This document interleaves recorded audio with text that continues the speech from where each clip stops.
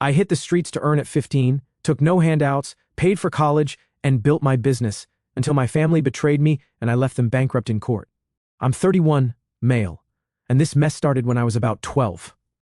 For context, I grew up in suburban Phoenix in a middle-class family that looked normal from the outside but was completely dysfunctional behind closed doors. This is about family favoritism, entitlement, and what happens when spoiled brats try to lawyer their way into other people's success. We lived in a decent neighborhood, nothing fancy but respectable. Dad, Robert, made $50,000 a year fixing Toyotas. Mom, Patricia, did part-time bookkeeping for $20,000. Then there's my sister, Brittany, 6 years younger and the undisputed golden child of our family. From day one, Brittany could literally break something expensive, and my parents would blame me for not watching her carefully enough. She was Daddy's little princess, while I was just the responsible kid who took out the trash and kept his mouth shut. When I was 12, Brittany started dance and pageants. The money they dropped was insane: $300 costumes worn once, $500 pageant dresses for competitions she rarely placed in, $75 per hour for coaches, $400 photo shoots every few months. We're talking thousands of dollars monthly on this spoiled brat. The pageant circuit was like a cult. Brittany absorbed the toxic environment and started acting already famous, practicing her interview walk around the house and demanding special meals because pageant girls have to watch their figure. Me? I asked for a $20 video game and got lectured about being grateful and how money doesn't grow on trees. By 13, our room situation said everything.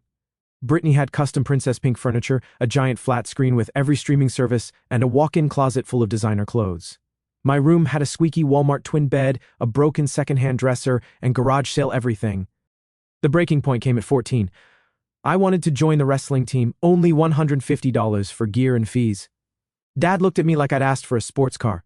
Jake, we can't afford that.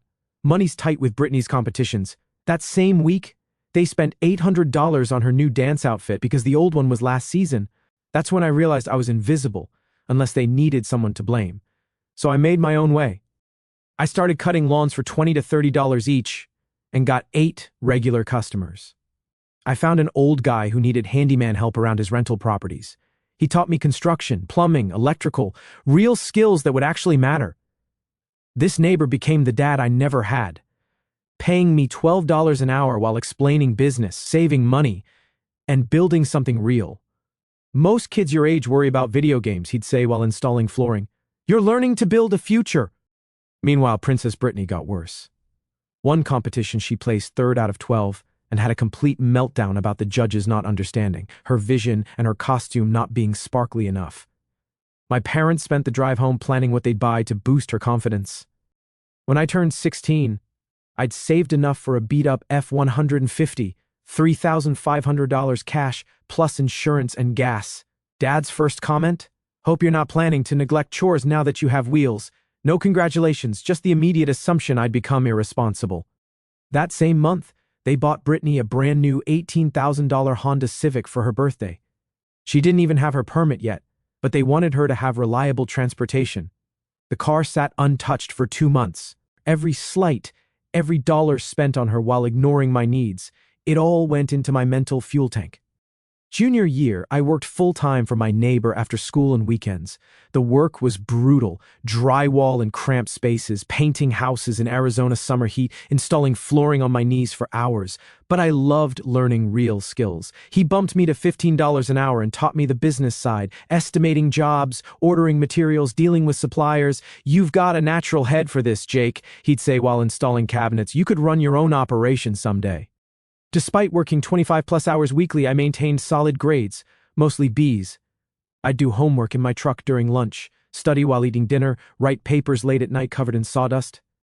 Brittany, meanwhile, discovered social media and decided she was going to be an influencer. At 13, 14, she'd spend hours taking selfies, making TikTok videos with maybe 20 views, begging my parents for money for content.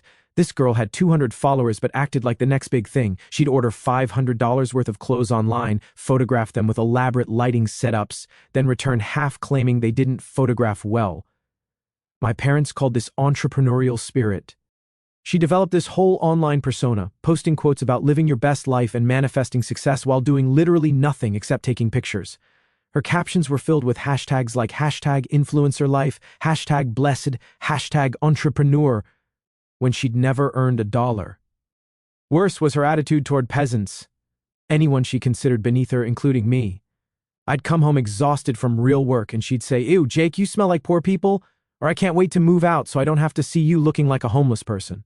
One time, after 12 hours installing hardwood floors, barely able to walk, she wrinkled her nose and said, "Could you at least shower before dinner? Some of us have standards."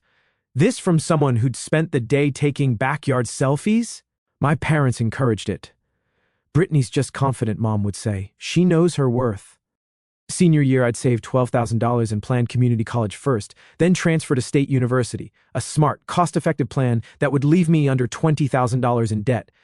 Brittany, now a sophomore with a 2.3 gigapascals, announced she wanted some expensive California art school for social media marketing, not for education, but because it would be good for her brand. When acceptances came, I got into state university with a partial academic scholarship covering 40% of costs. My parents' reaction? "That's nice, Jake." That was it. The same week, Brittany got waitlisted and they spent $2,000 on a college consultant charging $200 per hour to edit her Instagram posts and write essays about her digital marketing experience. The final insult came at my graduation dinner. Dad dropped the bomb. "Jake, we think you should contribute $400 monthly for room and board when you're home from college. $400 a month to live in my childhood bedroom while working full-time to pay for my own education." Meanwhile, they were planning to spend $65,000 annually on Princess Brittany's college without expecting any contribution from her. I told them I'd think about it, but I was already making other plans. I went to State University with a clear plan, business degree with a construction technology minor, then start my own company. College was financially brutal even with my scholarship and savings. I worked 20 hours weekly at a campus restaurant, washing dishes, full-time with my neighbor during breaks on complex renovations. No spring break trips, no party lifestyle, just work, study, repeat. While other students slept until noon, I was up at 6 a.m. for opening shifts. While they hit happy hours, I studied in the library until closing. Meanwhile, Brittany was living her best life at her overpriced art school. My parents dropped $65,000 annually on her digital media communications degree, basically Instagram studies. Every visit home, she'd brag about designer clothes for networking events, $300 brunch spreads for content creation, spring break trips to Cabo that cost more than my entire semester budget, all funded by Mom and Dad, who were draining their retirement savings and taking out plus loans. "My followers love seeing the authentic college experience," she'd say, showing photos of her ridiculous brunches. "Brands want someone who actually lives the lifestyle they're promoting." Her follower count had grown to maybe 2,000, mostly bought bots with tiny sponsorship deals, $50 for sketchy teeth, whitening products, $75 for protein shakes she never drank. She was spending roughly $200 for every dollar earned, but convinced herself this was building her brand. When I pointed out she spent more on coffee than she made from sponsorships, she'd roll her eyes. "Jake, you don't understand business. This is investment in my personal brand. You have to spend money to make money, right?" Spending $200 on dinner for 50 likes was definitely a solid business strategy. Junior year, I started taking small construction jobs independently. Bathroom renovations, deck repairs, small additions. My neighbor let me use his tools and supplier connections in exchange for helping with bigger projects. I was making $25 to $30 an hour and learning Ely business aspect. One bathroom gut job for a young couple really opened my eyes. 3 weeks of work. They paid me $8,500 for materials and subcontractor fees that cost maybe $3,000. Even after paying my neighbor for tools and advice, I cleared over $4,000 in 3 weeks. That's when I realized construction's real profit potential. My family relationship was basically non-existent. I'd come home for holidays and they'd spend the entire time discussing Brittany's career and education costs. Mom would show me Brittany's Instagram posts like they were gallery art. I was invisible unless they needed repairs. Garbage disposal breaks? Call Jake. Leaky faucet? Jake will handle it. The breaking point came Christmas of my junior year. I'd maintained a 3.6 gigapascals while working 25 hours weekly. Exhausted, but proud, looking forward to relaxing. Christmas morning, Brittany opened thousands of dollars in presents. MacBook Pro for professional content creation, designer handbags for brand partnerships, jewelry for sponsored posts, expensive skincare for beauty collaborations, everything justified as business expenses. My gift? A $50 Home Depot gift card and a lecture about not expecting handouts now that I was an adult. Then Brittany made the comment that changed everything. "At least Jake is finally learning a trade," she smirked, taking selfies with her haul for her Christmas unboxing post. "Someone has to be the worker bee while the rest of us become successful." Worker bee to my face on Christmas morning, while opening presents worth more than I made in 3 months. I looked at my parents, waiting for them to say something, anything. They just sat there like this was normal. That was it. I was done. I finished college with minimal family contact, became a polite stranger. My neighbor wanted to sell his business at a huge discount. We arranged a 5-year buyout deal where I'd take over all contracts and relationships. By graduation, everything was lined up. Business loan approved, licensing handled, insurance sorted, 3 major summer contracts worth over $45,000. Brittany graduated the same year with her useless degree and moved home, announcing she'd focus full-time on her influencer career while needing parental support to build her brand.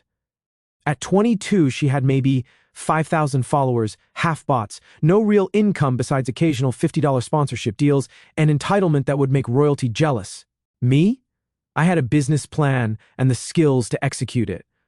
Right out of college, I hit the ground running with my construction business. My neighbor had set me up perfectly. I inherited his crew of 3 experienced guys who'd been with him for years, his supplier relationships that got me contractor discounts, and a solid reputation in the local market built over 20 years. The first year was brutal, working 70 to 80-hour weeks, learning how to manage employees who were older and more experienced than me, dealing with difficult clients who tried to change project scope midway through, handling all the business admin, payroll, taxes, insurance claims, permit applications. But it was my business. Every dollar I made, every relationship I built, every success was mine. When a client was happy with a finished bathroom renovation, they were praising my work. When a referral led to a bigger project, it was because of the reputation I was building. Within 6 months, I was booked out 3 weeks in advance. Word of mouth in construction is everything, and my guys did quality work fast. We specialized in residential renovations, kitchens that transformed outdated spaces into modern showpieces, bathrooms that went from cramped disasters to spa-like retreats, additions that seamlessly blended with existing architecture, whole house, remodels that doubled property values. Meanwhile, Princess Brittany was struggling with reality. Turns out having 5,000 fake followers doesn't translate to actual income. Who could have seen that coming? She'd wake up at noon, spend 3 hours doing her makeup and picking outfits for content shoots, take 500 photos to post 1 candid shot, then complain that brands weren't taking her seriously. Her biggest sponsorship deal was $200 for promoting some multi-level marketing skincare crap. Her daily routine was pathetic to watch. She'd set up elaborate photo shoots in our backyard using bed sheets as backdrops, take hundreds of photos in slightly different poses, then spend hours editing them with filters and apps that made her barely recognizable. All this effort for posts that got maybe 100 likes, mostly from other wannabe influencers doing follow-for-follow schemes. But instead of getting a real job or reassessing her life choices, she doubled down on the delusion. She convinced my parents to fund a professional photo shoot and website redesign, $1,800, and some social media management course, $3,200, taught by someone who probably had fewer real followers than she did. "I just need to invest more in my brand," she'd say while eating cereal at 2 p.m.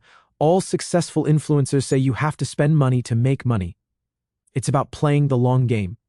My parents somehow bought into this nonsense.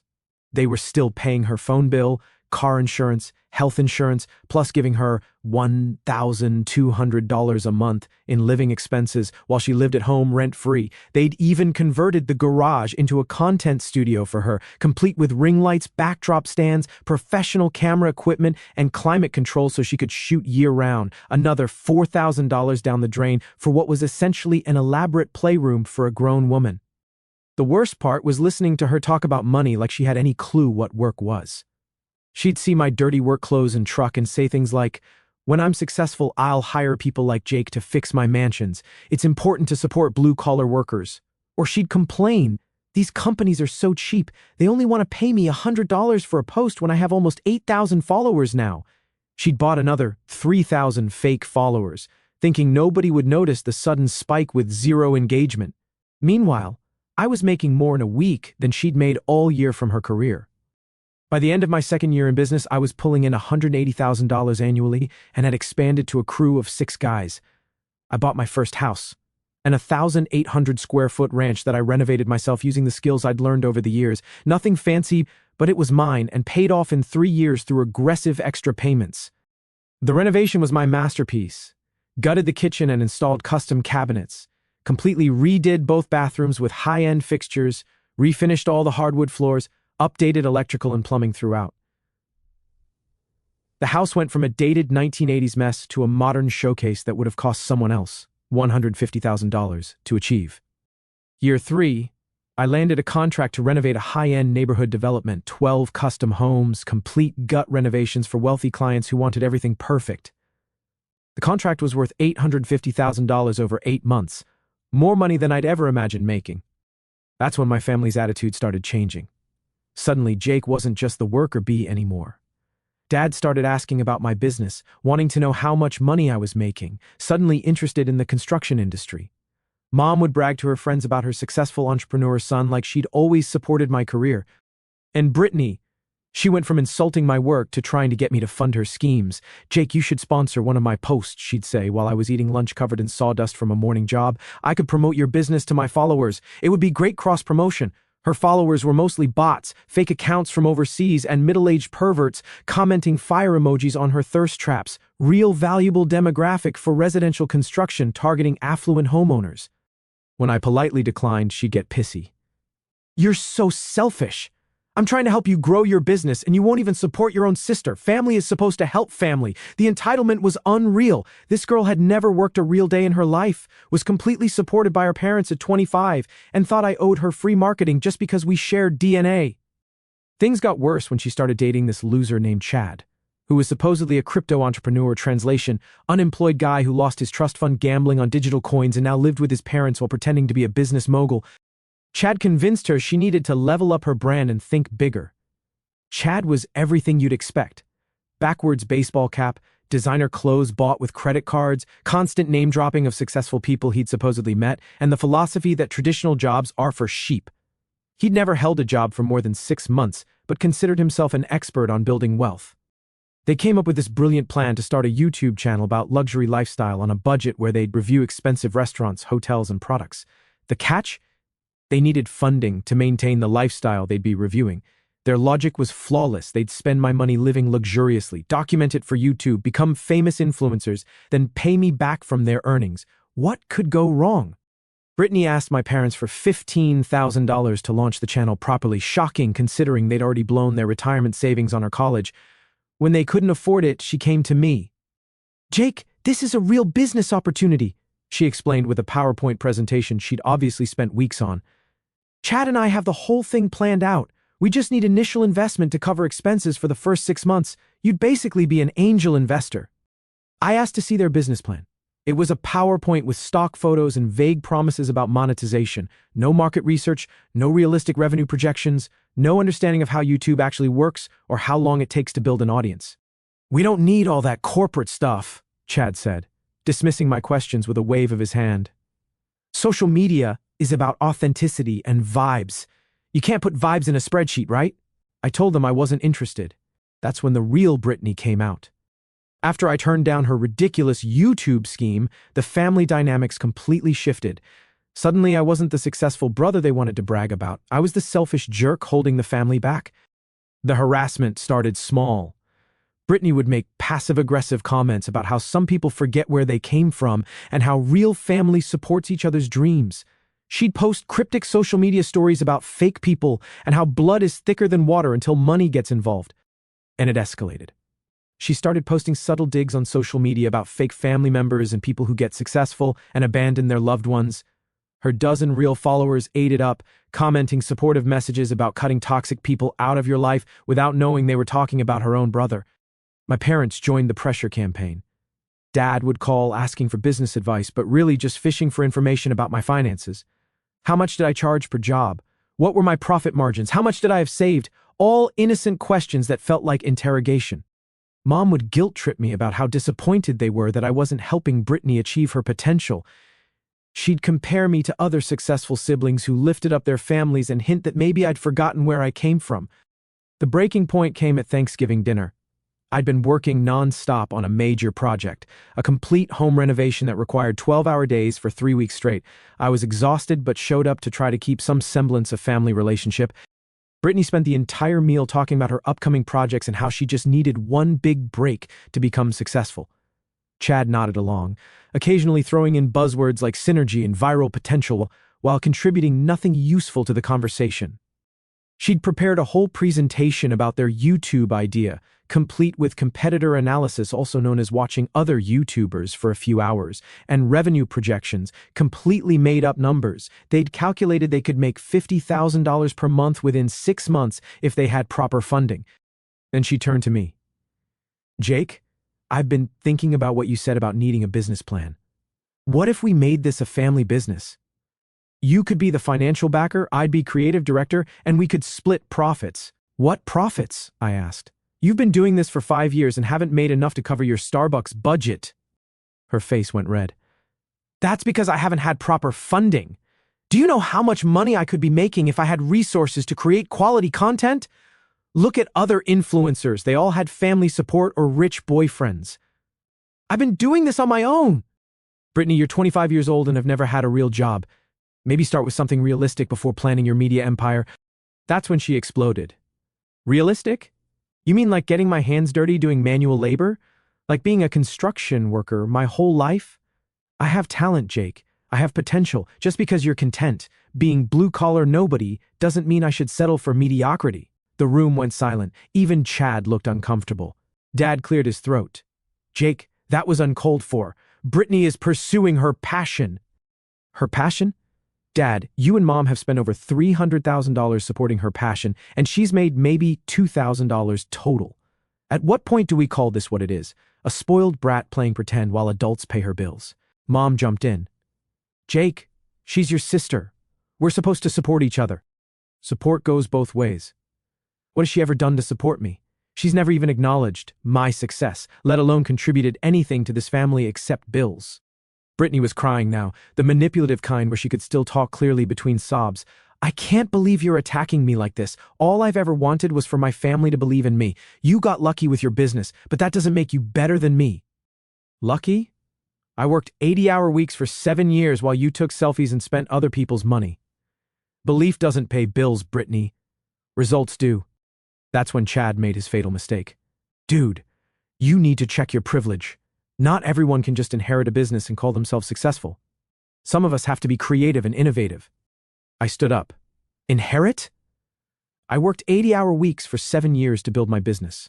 I paid my own way through college while your girlfriend racked up $250,000 in debt for a useless degree. Don't you dare talk to me about privilege." The argument devolved from there. Voices raised, old grievances aired, lines crossed that couldn't be uncrossed. Dad accused me of forgetting my family now that I had money. Mom cried about how I was tearing the family apart over petty jealousy. It ended with me walking out and not speaking to any of them for 3 months. That's when I got a certified letter. My own family was suing me for $400,000, claiming I had unfairly benefited from family resources and owed Brittany compensation for lost opportunities caused by my refusal to provide reasonable family support. The lawsuit alleged that by not investing in Brittany's business ventures, I had caused irreparable harm to her potential earnings, and that my success created an implied obligation to support her endeavors. They actually argued that because we grew up in the same household, my success was partially due to family investment and should be shared equally. Never mind that I'd been working and supporting myself since 16, while she'd been supported entirely by family money. It was complete nonsense, but it was also real. They actually filed papers in court against their own son and brother. I hired the best attorney I could find and prepared for war. The lawsuit discovery process was brutal, but also enlightening. My lawyer was a shark who specialized in business litigation. When she reviewed their filings, she literally laughed. "Jake, this is one of the weakest cases I've ever seen. They have no legal basis for any of these claims, but we're going to destroy them anyway." During depositions, the truth about my family's finances came out. It was worse than I'd imagined. My parents had blown through their entire retirement savings, funding Brittany's lifestyle. They'd taken out a second mortgage on their house worth $400,000. Dad had cashed out his 401k early, paying massive penalties and taxes that cost them an additional $80,000. They owed $85,000 in credit card debt across 12 different cards, all for Brittany's career. The numbers were staggering. Over 8 years they'd spent $340,000 on her college, $265,000 on living expenses, $48,000 on equipment, $12,000 on travel, $8,000 on photo shoots, $4,000 on courses, $2,500 on various schemes. Her total earnings from influencer work? $3,200. That's a 99.1% loss rate for those keeping track. But the best part was Brittany's deposition. My lawyer tore her apart. Miss Collins, you claim my client's refusal to fund your YouTube channel cost you $500,000 in potential earnings. What market research did you conduct to arrive at that figure? I don't need market research. I know my worth. Based on what? Your current income from social media is approximately $300 per year. How do you justify $1 million valuation? You don't understand the influencer space. Once you get the right opportunity, everything explodes exponentially. I see. And how many of these explosions have you experienced in 7 years of social media work? I haven't had the right support system. That's literally why we're here. It went on like this for 3 hours. Brittany couldn't answer basic questions about business plans, market analysis, or realistic projections. She kept falling back on "you don't understand my industry and with proper funding, anything is possible." When asked about her actual work schedule, she admitted to spending maybe 2 to 3 hours per day on content creation and couldn't explain what she did with the rest of her time. When pressed about her engagement rates, she got defensive and claimed quality followers matter more than quantity. Deposition transcripts read like a comedy sketch. Meanwhile, my financial records told a different story. 7 years of consistent growth, satisfied clients, repeat business, and steady expansion. I had $380,000 in business assets, $150,000 in personal savings, and zero debt except my business loan, which was ahead of schedule. The most damaging revelation came when my lawyer uncovered Brittany and Chad's real plan.